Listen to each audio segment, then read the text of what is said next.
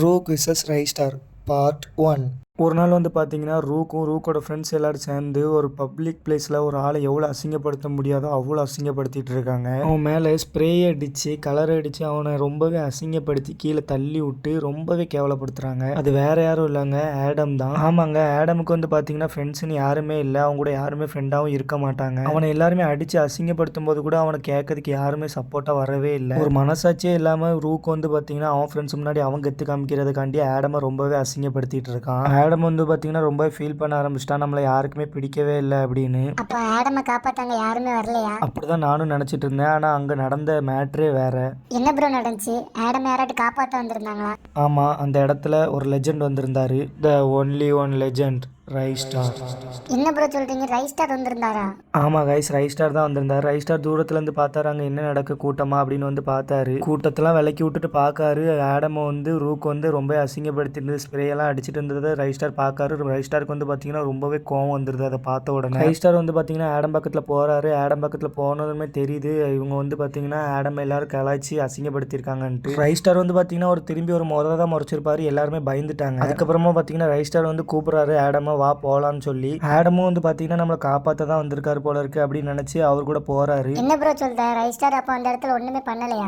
ஆமா ப்ரோ, அந்த இடத்துல வந்து பாத்தீங்கன்னா ரைஸ்டார் எதுவுமே பண்ணாண்டாம், சண்டை வேணான்னு சொல்லி தான் போறாரு. ஆனா ரூக் சும்மா இருந்திருக்கலாம். ரூக் வந்து பாத்தீங்கன்னா ஆடமை எட்டி உதச்சிருந்தாரு. சும்மா இருந்த சிங்கத்தை சீண்டுன மாதிரி ரைஸ்டார் ரூக் வந்து சீண்டிட்டாரு. ரைஸ்டாருக்கு வந்து பாத்தீங்கன்னா அந்த இடத்துல ரொம்பவே கோவம் வந்துருது. கோவத்துல பாத்தீங்கன்னா ரூக்கை போட்டு புரட்டி எடுக்கிறாரு அவங்க ஃப்ரெண்ட்ஸ் எல்லாரும் முன்னாடி வச்சு. ரூக் வந்து பாத்தீங்கன்னா அப்போ கூட எந்திரிச்சு ரைஸ்டார் அடிக்கலாம் ட்ரை பண்ணாரு. ஆனா ரைஸ்டார் வந்து அதுக்கு வாய்ப்பே கொடுக்காம ரூக்கை போட்டு புரட்டி எடுத்துருந்தாரு. ரைஸ்டார் வந்து பார்த்தீங்கன்னா பொறுமையாக போகலான்னு தான் போனார். ஆனால் ரூக் வந்து சும்மா இருக்கிறதுக்கு இல்லாமல் நோண்டினாரு. அதுக்கு தான் ரைஸ்டார் வந்து பார்த்தீங்கன்னா ரூக்கை போட்டு புரட்டி எடுத்துட்டார். அந்த இடத்துல கீழே போட்டு ஒரு அடிச்சுட்டு ஒரு பார்வை பாப்பாருங்க பாருங்க. ரூக் அந்த இடத்துல பயந்து அப்படியே படுத்துக்கிடுவான். ரைஸ்டார் நினச்சா ரூக் அந்த இடத்துல முடிச்சிடலாம். ஆனால் ரைஸ்டார் வந்து பார்த்தீங்கன்னா பொழைச்சி போட்டுன்னு விட்டுட்டு ஆடமை கூப்பிட்டு அப்படியே போயிட்டாரு.